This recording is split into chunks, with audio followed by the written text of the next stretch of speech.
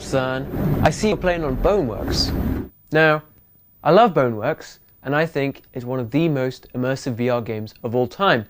But 6 years later, is it still that? Now, that's what I'm going to be explaining today in this video. What makes it immersive? How has Stress Level Zero created immersion? And how has it stood the test of time 6 years later?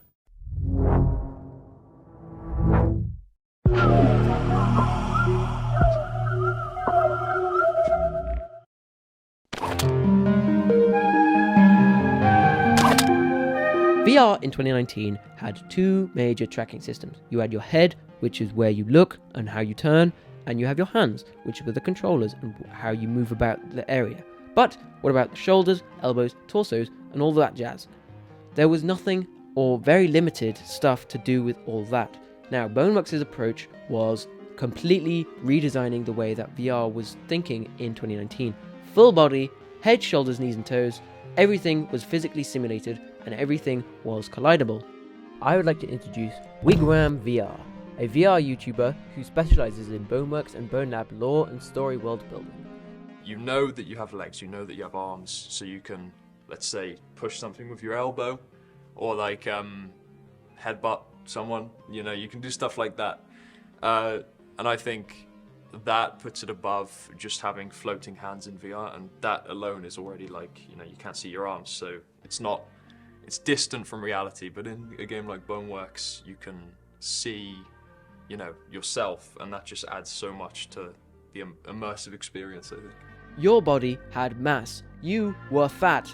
When you were running, you had momentum, you had jumping, you had falling, you had climbing. They were all affected by physics, and they were affected by gravity, which was different to any other VR game. However, there was a trade-off with this. Because this was so immersive, a lot of VR players, actually 30% of VR players that played Boneworks actually experienced motion sickness, which is where the brain tricks you into thinking that you are actually moving about, and it gives you a virtual sickness which makes you take a break, which ruined the game for a lot of players. But this just shows how successful the body was. Now, for comparison, things like Blade and Sorcery had a cool body, but it was kind of just for show. It wasn't really just physics. I would like to introduce Name Be Sam, another YouTuber who has an excellent retrospective Boneworks video, which I based my whole video on. You kind of just have a body to have a body. Physics are weird, the magic system interacts with the physics in a weird way. Weapons, most of the time, don't 100% move how they should. Another game, something like Pavlov or Beat Saber, you just have floating hands. You don't have a body, which also detracts from immersion quite a bit. You really look at it from the most simple level, like, I'm not a pair of floating hands. You know, I have a physical body that I exist in. I think VR should definitely always kind of stay in the direction of a full body at this point, because that's what a human is used to, and I think that's what adds to immersion a lot. Boneworks had a full body and full physics could to go alongside it to create unprecedented physical immersion. However, a body means nothing without a world to exist in. So let's move on to chapter 2, the world. In this world, every object is real. Every object and item has weight, every door has hinges, and everything has gravity. There was nothing without gravity in this world that you couldn't pick up and mess around with. Apart from the physics, the world's design itself was hugely immense. I think for me it's just the universe as a whole, like the city you're in, all of it exists and all of it lives even when you're not there. So like you can see different parts of it that you can't even access. You can see moving creatures sometimes, like the null rats, or you can just see the world continuing, because it's a world built for people, but in the game only you're in there because you get rid of all the people or whatever. You notice a lot more stuff that was loosely constructed of what a human might build, but there's quirks about it that makes it a little bit weird and nostalgic. As Name Be Sam says, the only game that captures that weirdness of nostalgia and dreamcore is Boneworks. And the digital flowers, placeholder spheres, and disjointed rooms all add together to create a sense of nostalgia, fever dream-like quality, and weirdness that was Boneworks. I'd like to introduce Michael Wyckoff, the composer behind Stress Level Zero's VR games. He told me about the processes it took to create immersion and the environment in Boneworks. Alex loves brutalism. I hate brutalism. Brutalism works for the style of Boneworks and what we're going for. Yeah. But like to me, like brutalism works for the soul crushing AI generated world because brutalism is soul crushing. And Alex is like, I just give me more of the soul crushing. I love it. I think surrealism is definitely like we've never had like a company meeting about surrealism, but I definitely think like everybody at Stress Level Zero is like a David Lynch fan. So we all kind of have like similar influences, and for some reason surrealism seems to just organically happen in the stuff we do. Like Duck Season's like such a good example. That's such a weird game, you know? That's like such a weird game. But I love it. I really do. Physical immersion and the world aren't just those two things on their own. You need atmosphere. So let's move on to our final chapter, atmosphere.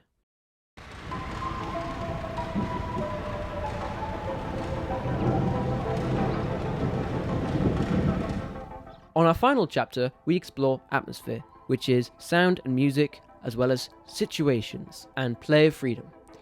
Music and sound both reflect how the atmosphere is going to work and the mood that the player is going through. Sound effects, music, ambience. You need all three, because that's kind of what we have in real life. As soon as you realize that the soundscape of your game doesn't match what you're used to in real life, it can take you out really, really bad. If you break a piece of glass and it doesn't make a shatter noise, then that's going to throw you off a little bit, and that's going to throw off the immersion. Sound is very important to add immersion to the game, because whatever you're walking on is going to have the correct sounds. Whatever you're punching should be sound correct, and everything should be correct to what they are in real life. Now, my second point after that is music. Now, music brings a lot to the mood and to the atmosphere of your environment. Michael had answered me a few questions about what his composition is and how he created it. Usually with Boneworks, it started with Alex. So Alex will like communicate with me like, hey, can you go check out this area? We just added it to the build. And then either let me kind of do what I think is right, or maybe he'll have a reference for something that he kind of wants it to be like, or literally just a emotional information that he'll give me, you know. And so based on kind of figuring out, okay, like where's the player, where have they been, where are they going, and like what's going on. As like examples, like the museum, he kind of wanted to do something that reminded him of Willy Wonka, where, you know, they go into, you know, candy factory, and it's like this really whimsical moment.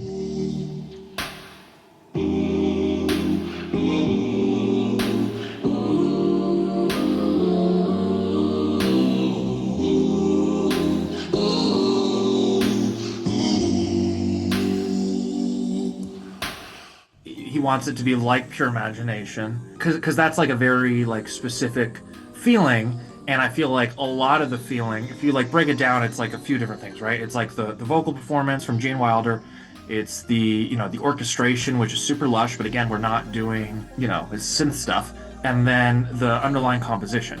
And so if those are your only three avenues to go off, and you have to make it fit within our universe, then, you know, obviously to me the thing to take inspiration from was the underlying composition. The chord progression for the museum is the same chord progression as Pure Imagination, but it's my melody, and Pure Imagination is in 4/4, whereas the museum's in 6/8. I feel like melody is like the primary way for me of making things memorable. Boneworks obviously didn't have a lot of characters that were like, you know, recurring, so it's harder to do like a leitmotif, but you can do like the melody for the whole thing, and then you can kind of like sprinkle it around and do different like variations of it and stuff like that. One reason I think the Boneworks melody was so effective in that way is because like the architecture of it is very neutral, meaning like, you know, you can harmonize it with stuff that's like happy, you can harmonize it with stuff that's sad, you can harmonize it with stuff that's a little weird or whatever. In Boneworks, like the Who Am I melody, na na na na na na na na na, like I literally timed that so it's the exact, there's like a level, it was the level they had me play for the demo, and so in my head it's like this melody is going to play as you're jumping off the thing. My second point is situations and player freedom. Stress Level 0 has intentionally created situations that requires players to think rather than just giving an answer. This gives players freedom and choice and allows a player to progress however they want, which adds so much immersion due to the level of freedom rather than it just being some sort of linear game progression, which is what a lot of games do, and it just doesn't give you any sort of way to progress through the level however you want. It gives you restrictions. One example of this is the 6th level in the game, Warehouse. Now, this level is just one very simple level. You just have to get to one side of the room to the other side, however you want.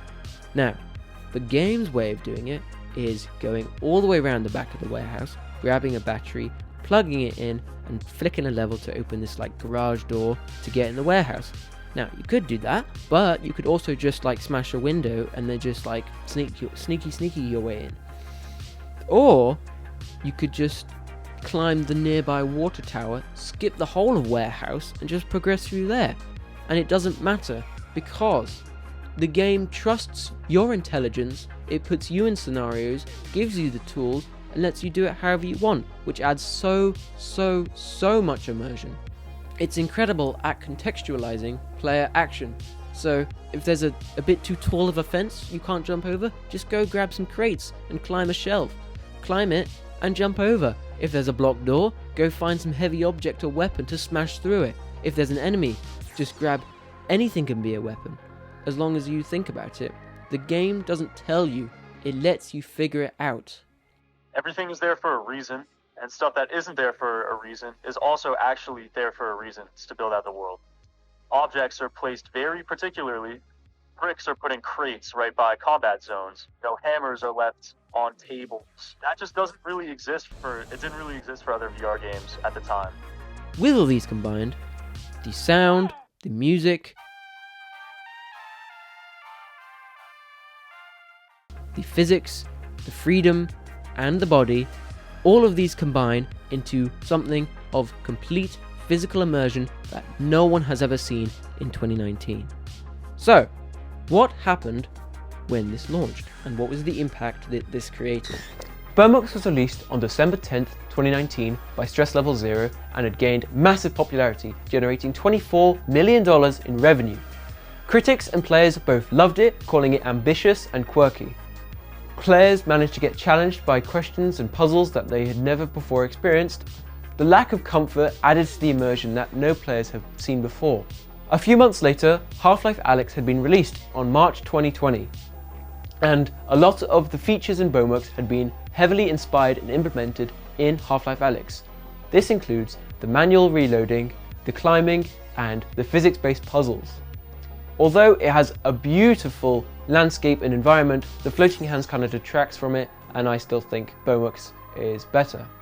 With the revenue that Stress Level 0 got, Bone Lab had been released in 2022 and had gained $1 million in sales in the first hour of release. Bone Lab had increased and upgraded a bunch of the physics and interactivity. Overall, throughout the 6 years, I'm sure that there are many physics puzzles and interactive based VR games that have been released to the public that have been dwarfing Boneworks in the amount of physics and puzzles that have been implemented. However, I still think that Boneworks, for its time, is one of the most important and immersive VR experiences that you could play. Thank you so much for watching. I'd like to thank you, the viewer, and I'd like to thank my interviewees, Michael Wyckoff, Wigwam VR, and Nameby Sam, for having me the chance to interview them. Let me know your thoughts. Is it the most interactive game? Let me know.